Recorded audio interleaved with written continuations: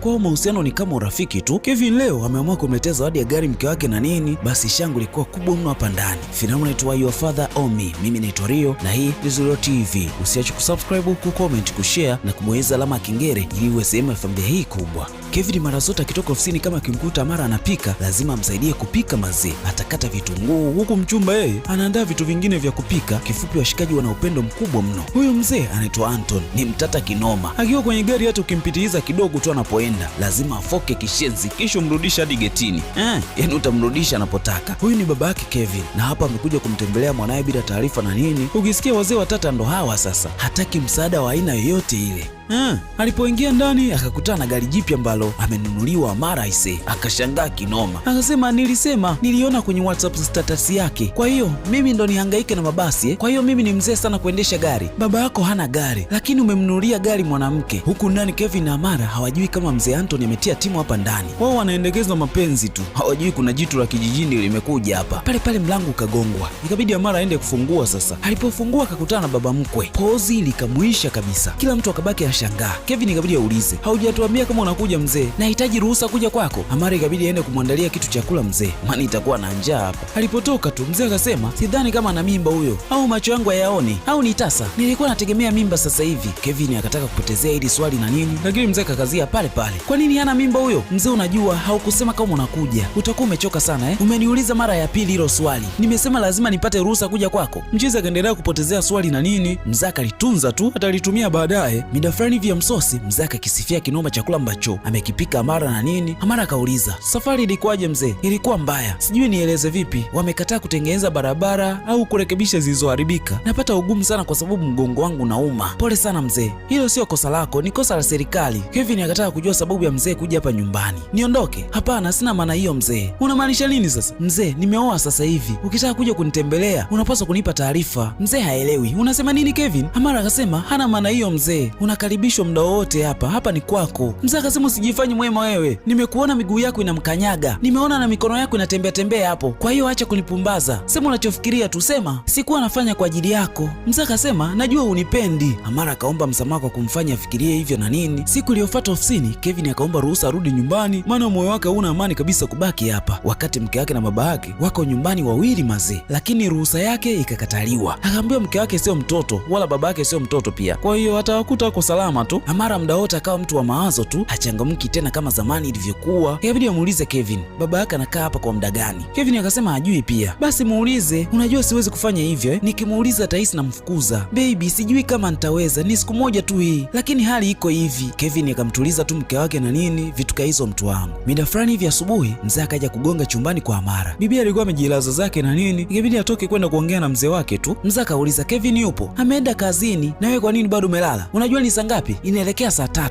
Mzee, nimeamka saa 10, nikamsaidia mume wangu kujiandaa kwenda kazini, nikamtengenezea chakula, kisha nikataka kupumzika kidogo. Baada ya kumpatia chakula chake, ukaamua kupumzika wakati mimi na njaa. Uliniacha mimi ili upumzike niteseke na njaa, si ndio? Mzee ni mtata kinoma yani. Mida fulani hivi Amara akiwa anafanya usafi, mzee akamkuta Amara ana furaha kinoma yani. Alipomwona akashtuka. Hey, habari ya asubuhi mzee, umeniogopesha. Hauna hata heshima kidogo. Haupigi hata goti kama watu wa kanda ya ziwa, au kugalagala chini kama watu wa nyanda za juu kusini huko. Unasalimia umesimama kama mti, kama tunafanana vile. Mzee akakagua meza na nini, akakuta ina vumbi kinoma. Umesema unasafisha, una najisi tu ikichumba. Mzee, bado sijafika huo upande, lakini haujawahi kuishiwa sababu. Hayo ndo makosa yako. Hauwezi kusafisha nyumba. Inawezekana umechafua mwenyewe huko ndani. Baada ya kashfa nyingi, mzee akapita viatu vyake hana muda kabisa. Na ikumbuke ametoka nje huyu. Amara aliumia kinoma yani. Akawa anafanya vitu kwa hasira tu, si mnamuona. Wakati Amara anapika, akaja mzee jikoni. Akasema, hakikisha hiki kinakuwa kizuri kuliko uchafu ambao unanipikiaga tangu nimefika hapa, sawa? Amara akashangaa. Sidhani kama nimekusikia vizuri mzee. Umesikia vizuri. Sina maji kwenye mdomo wangu. Unajua chakula unachonipa najitahidi sana kukila. Ukimpa mbwa wa mtaani huko, yule mbwa atakutafuta kisha kung'ate. Amara akasema, ulikisifia chakula changu ulipofika tu hapa. Sahau, nilikuwa na kuokoa tu. Kama ningelalamika kuhusu kile chakula, mwanangu angegombana na wewe siku hiyo hiyo. Unapaswa kunishukuru sana. Asante asante mzee, nitafanya vizuri zaidi ya hapo. Mzee akafungua poti, kisha akachukua zake nyama hapa na nini, eti anataka kuonja. Akasema, una uhakika hii nyama imeiva? Mzee ni mroho kinoma, si mnamuona maisha ya hapa ndani yanampa mawazo sana Amara. Anahisi pengine mzee Anthony hampendi aisee. Kevin akasema anakupenda. Amara akasema basi ongea naye ili awe mwema kwangu. Njiza kaidi ataongea na mzee wake na nini, vitu kaizo mtu wangu. Amara ikabidi ampigie simu mama yake kumpa taarifa za kila ambacho kinaendelea hapa nyumbani na nini, namna ambavyo baba mkwe anamlalamikia na mume wake asemi kitu. Hadi hapa Amara amechoshwa kabisa na hii ndoa. Mama akasema hakuna shida, si anataka vita, nimeinusa tayari hiyo vita. Mama akakata simu pale pale. Sasa ana mpango gani huyu mama? Tutajua kwa mbele mtu wangu. Mida fulani hivi Kevin akamkuta mzee wake anakula upepo hapa nje. Mzee Anthony akasema, nimeipenda sana hii gari yako. Kevin akasema ni nzuri sana, nilimnunulia zawadi mke wangu wiki iliyopita. Mzee akauliza, ni muda gani umepita tangu mama yako afariki? Kevin akasema ni muda mrefu sana, tangu nikiwa mdogo. Nani amekuwa akikuhudumia tangu hapo? Wewe mzee. Safi. Kwa hiyo ulifikiria ni busara kumnunulia gari mpya mke wako? Unajua una pesa nyingi sana za kununua magari. Haukufikiria ni busara kwamba baba yako ambaye amekuhudumia apate naye gari? Ukaona ni heri ateseke na mabasi, ahangaike kila kukicha na mabasi. Kevin akaomba kama vipi waongee baadaye hili jambo. Mzee akapiga pafu lake la kinywaji pale na nini, noma sana hii. Mida fulani hivi ya usiku mzee akaitisha kikao. Akasema, Kevin, nimewahi kukukosea? Hapana mzee, hujawahi. Kwa nini unauliza hivi? Unaweza kumalizia maongezi tuliongea muda ule? Maongezi gani mzee? Kumbe mzee alikuwa anaongelea swala la gari kama kawaida. Kevin,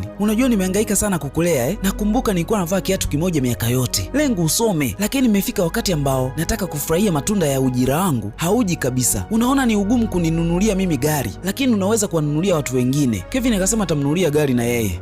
Hiyo nzuri, umeongea hapo. Kwa hiyo lini? Kevin akasema kuna vitu anaviweka sawa, kwa hiyo akikamilisha tu atamnunulia hivi karibuni. Noma sana hii. Mzee akasema unajua itakuwa vizuri nikienda na gari langu nyumbani Kevin akachoka kabisa. Mwisho akasema atamnunulia. Mzee akaweka mdomo wake juu na nini, akiwa anatarajia naye apate gari tu hapa. Amara akajua mzee ana mpango wa kukaa hapa miezi sasa. Anaona kabisa maisha yake yanaenda kuwa magumu zaidi, lakini Kevin akabaki kuwa mfariji wake tu na nini. Siku iliyofuata Kevin akamfuata mzee wake. Akasema Amara ameniambia unafanya vitu ambavyo havipendi kabisa. Muda huo huo Amara akafika mlangoni. Kwa hiyo akawa anasikia kila kitu ambacho wanakiongea hapa nje. Kevin akasema amesema unavyoongea naye, unavyomkosoa ni kama haumpendi. Mzee akasema yuko sahihi, kwani sikukwambia usimuoe? Hiyo inaonyesha upendo. Mzee unaongea nini sasa hivi? Angalia, nampenda mke wangu, ndio maana niko naye hapa. Oh, lover boy, endelea kupenda. Kevin akasema usiongee na mke wangu kiukorofi tena. Nimeeleweka. Mzee akashangaa. Mchiza anakuwa mkali hivi? Basi bana, Kevin alipoingia ndani akakutana na Amara mlangoni. Pozi likamuisha kabisa mazee. Akasema ameongea na mzee wake na nini. Amara akashukuru kwa kuongea naye kwa niaba yake, kisha akawa amesepa. Amara alipotoka nje tu mzee akamdaka. Nilikupa ushauri kidogo tu, ushauri ambao baba anaweza kumpa mwanaye. Umeenda kumwambia mume wako aje kunifokea kama mwanaye, si ndio? Sikulaumu wewe, bendera yako iko juu inapepea mlimani, unaweza kufanya chochote unachokitaka sasa hivi. Bibi hakuwa na neno hapa, akawa amesepa tu. Kesho yake asubuhi na mapema timu ya ushindi katua mjengoni. Huyu ni mama yake Amara na nini. Huyu mama ni mkorofi kinoma. Akasema nilikwambia nahisi vita, na kama nikihisi vita siwezi kukaa nisifanye kitu. Amara akajitahidi sana kumtuliza mama yake ili wasisikie huko juu na nini, lakini mama anajiamini kinomo na mbiwa. Peleka vitu vyangu chumbani na umuite aje hapa. Mwambie Angela anataka kuongea na wewe. Nataka kujua rangi halisi ya hili tatizo. Amara hakutaka matatizo kabisa hapa ndani, lakini mwenyekiti wa shari ameshafika na shari lazima litembee. Noma sana hii. Pale pale mzee naye akatoka. Akaulizia msosi wake pale na nini. Hapa hata salamu hakuna mazee. Ikabidi Amara muandalie chakula mzee na nini. Ndio huo mzee alikuwa anapiga wimbo wake tu. Mama akaona kumbe swala ni nyimbo ya kilugha tu, acha na mimi niitandike. Akaanza naye kuimba pale pale kwa nguvu. Basi hapa ikawa kelele tupu na mbiwa. Amara akakuta watu wako bize kushindana kuimba tu. Haikuchukua muda pia Kevin naye akafika eneo la tukio. Kinachoendelea hapa kikamshangaza pia mazee. Kevin ikabidi aulize, mama, haukusema kama unakuja? Baba yako alikuambia kama anakuja? Mzee akasikia.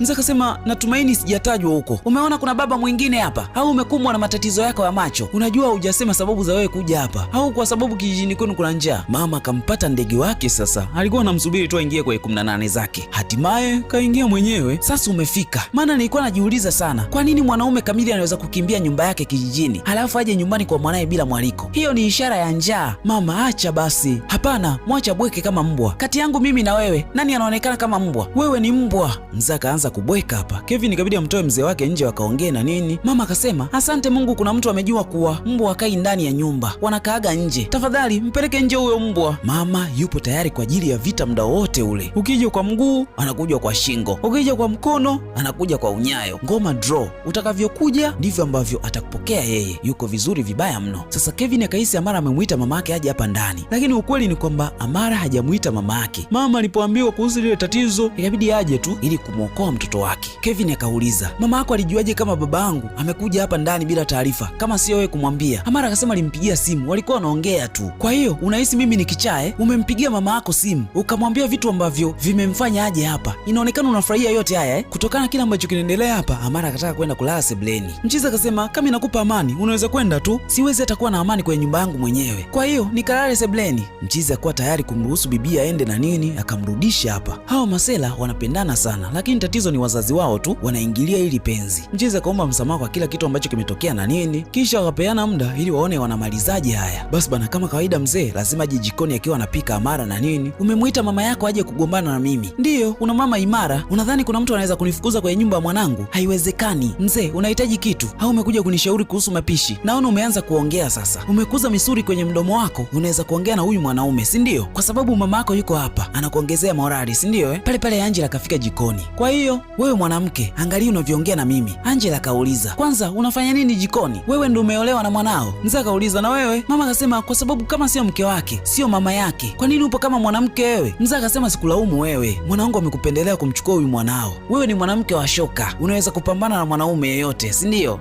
Haitawezekana. Basi bana, kama kawaida vita ikafika hadi mezani. Mzee anaona nongo hata chakula kusifiwa na nini. Mama akasema, sikulaumu, sio kosa lako hilo, haujazoea chakula bora namna hii. Kinawezaje kuwa kitamu mdomoni mwako? Ushazoea michembe na mashishanga, ndio chakula chenu huko kijijini. Mzee akasema, na wewe ushazoea kujipaka mashishanga, ndio maana yanakufanya uonekane kama albino. Kwa hiyo nakuvutia, unavutiwa na ubora wa ngozi yangu, si ndio? Umekuwa ukiniangalia ili ujue kama nafanana na mashishanga, si ndio? Kivipi? Toa macho yako kwenye mwili wangu, wewe sio vitu vyangu kabisa. Mzee Anthony akacheka kwa dharau vibaya mno. Usijali, nikianza kuchanganya pombe zangu nitakuwa na kuangalia, sawa Mama akasema, kwenye hatua ambayo upo sasa hivi umebakiza robo tu sepe. Ukichanganya vinywaji vya moto, sehemu ndogo ya ini lako ambalo ni zima litakufa na utaondoka hapo hapo mapema sana. Mzee akasema, omba Mungu ufikishe umri wangu, omba ubakize robo na wewe kwenda kaburini. Mama akasema, ataishi maisha mazuri sana uzeeni. Nani kasema? Mungu wa mbinguni ninayemwabudu. Mzee akasema, tayari ushakuwa kibonge, hauwezi hata kutembea. Kikija kimbunga hapa kitaondoka na wewe. Mama akasema, mimi ni mzuri na mwenye umbo, hata kikija kimbunga nitakuwa na wakanyaga kanyaga tu nyewe wembamba. Wewe ni kama unyoya tu, kikija kimbungu na pepesuka huko. Halafu huo wembamba wako ni kwa sababu ya roho mbaya yako. Hivi unajua watu wazuri wa kila chakula kinaonekana kwenye mwili,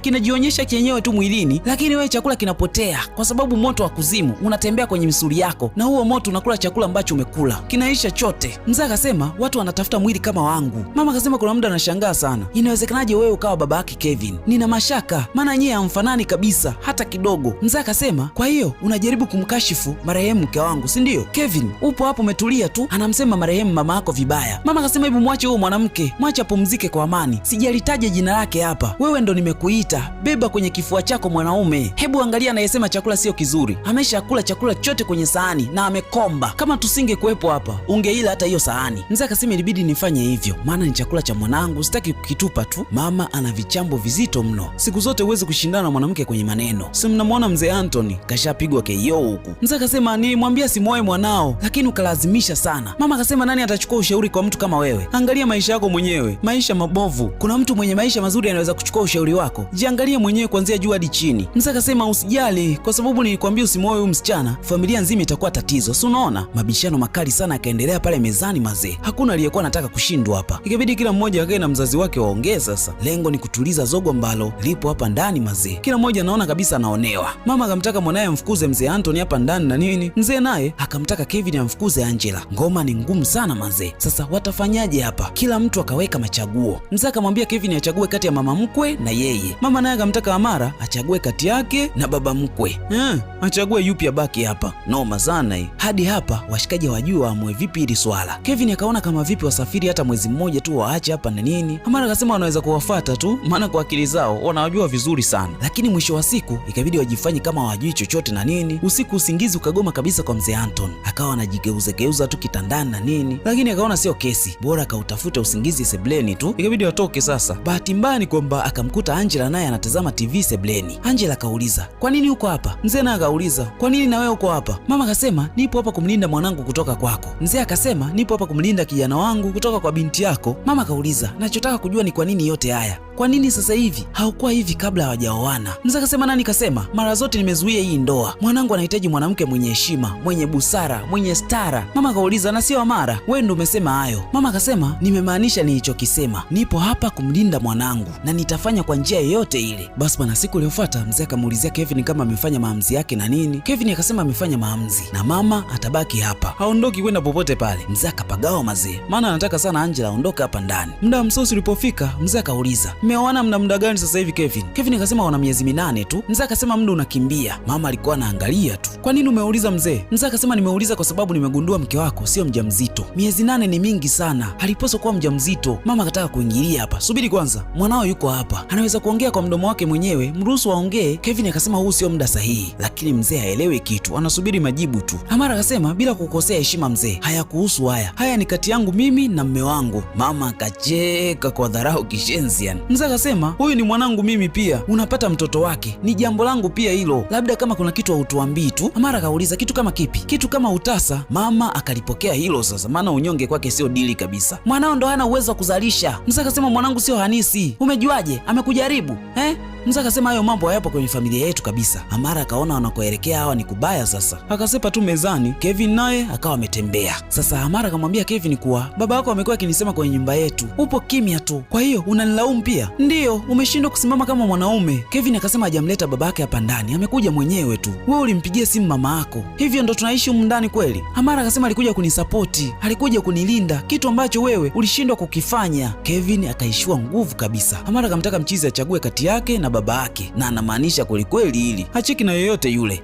Yuko serious vibaya mno. Sasa Amara akaondoka hapa ndani mazee. Mida fulani hivi Kevin akamfuata mzee wake, akamuuliza umeridhika? Mzee akauliza kuhusu nini? Mke wako mimi ndo nimemfukuza. Ngoja nikuulize swali, tangu utotoni ulikuwa na sisi, mimi na mama yako tulikuwa tukigombana, uliwahi kumwona mama yako anaondoka nyumbani? Kevin akasema kwa sababu alikuwa anahofia angetuacha peke yetu na wewe. Mzee akasema unasemaje hivyo? Kevin akasema mzee, umekuwa ukitaka kila mtu afikie viwango vyako ambavyo haviwezekani. Tulikuona ukimliza mama yetu kila siku. Nikwambie kitu mzee, hata wakati anakufa alikuwa na amani kabisa kuwa huku anakoelekea hatakuwa na wewe, hatakuwa yuko huru sasa. Mungu wangu, siamini kama umesema hivi. Unamaanisha kwamba nimehusika kwenye kifo cha mama yako? Mzee akasema kila akimgusia Kevin kuhusu watoto anakaa kimya tu, inaonekana kama sio dili kabisa kwake. Mzee akapata mashaka pengine kweli mwanaye jogoo hapandi mtungi. Mzee akajutia damu yake aliyoipoteza kumtengeneza Kevin kuwa binadamu, bora angeifanyia vitu vingine tu au angeenda zake bafuni. Lakini kilichomuumiza zaidi ni kuambiwa kuwa amehusika kwenye kifo cha mke wake. Ikabidi amfukuze mchizi chumbani kwake, abaki mwenyewe tu hapa. Basi bana, baada ya kuondoka Amara, Kevin kila akimpigia simu mke wake hampati. Alipiga mara kibao, lakini hola mazee, mke wake ameondoka nyumbani hadi afanye maamuzi hapa, yani aondoke mzee wake ndo arudi, au kama vipi abaki na mzee wake tu hapa alafu yeye asirudi tena. Haikuchukua muda sana, mama naye akaja hapa. Alikuwa analalamika kuwa anampigia sana simu mwanae lakini hampati na nini, halafu mwanaume wake amekaa tu na leo hapa. Kevin akasema ameongea na marafiki zake kila sehemu, lakini hakuna anayejua yuko wapi. Mama akasema ungesimama kama mwanaume tangu mwanzo, haya yasingetokea, tusingefika hii hatua. Wewe ni mwanaume wa namna gani ambaye haujui mke wako yuko wapi? Mchizi hajui hii hali imefikaje hapa mazee. Mama akatoa mkwara mmoja mzito mno, akasema bora mwanae asipate na chochote kile, la sivyo akawa amesepa. Maisha ya Kevin yakabadilika kabisa, akawa ni mtu wa mitungi tu, lakini hakuacha kumtafuta mke wake mazee. Lakini kila akipiga bado ngoma ni ngumu, hampati kabisa hewani. Ikafika hatua hadi kazi haziendi kabisa ofisini. Muda wote anakumbuka mazuri ambayo ameyafanya yuko na mke wake na nini, namna alivyokuwa anamwamsha asubuhi ili apate breakfast. Basi vibe lilikuwa kubwa mno mazee. Hiki kitu kinamfanya hata kazi zisiende mazee, anabaki na mawazo tu muda wote. Ikabidi Kevin amuite mzee na mama mkwe ili watafute suluhisho hapa, maana hawawezi kukaa tu hapa ndani wanagombana muda wote na nini, vitu kama hizo mtu wangu. Kevin yeye haelewi kwa nini wanaingilia ndoa yake hivi. Kila mtu akasema amekuja kumlinda mwanae hapa, yani ni makelele tu. Kevin hajui anafanya nini, maana muda wote wanapiga makelele tu. Mzee akasema nimeshatoa pendekezo langu, aondoke kama alivyoondoka binti yake tu. hauko sawa. Sio wivu na ukali wako kwa mwanangu ndio umekufanya uwe hivi. Sio kwa sababu kanunuliwa gari ndio maana unafanya huu ujinga Kevin ndo akakumbuka kikao alichoweka mzee cha kutaka anunuliwe gari mazee. Kumbe Amara alimwambia mama yake kila kitu. Kevin ndo akajua kumbe baba yake alikuja hapa kisa kamnunulia mke wake gari. Kevin ikabidi aulize, kwa hiyo ndio maana unatengeneza haya matatizo Mama akasema yeye mambo ya magari hayamuhusu, anachojali ni usalama wa mwanae tu, chochote kitachomtokea mwanae wote watahusika huko ndani. Basi bana Kevin hakuacha kumuulizia Amara kwa marafiki zake na nini, lakini kila aliyekuwa anamuuliza hajui alipo Amara mazee. Mchizi ikabidi amwachie ujumbe wa sauti na nini, akamtaka mtafute au amtumie message maana amemmisi sana mazee. Mama akawa anagoma hata kuangalia TV, yani akimkuta mzee anaangalia TV anamziba. Hawezi kukaa anaangalia TV tu hapa wakati ajui mwanae yuko wapi. Basi mabishano na ugomvi usioishi ukaendelea hapa.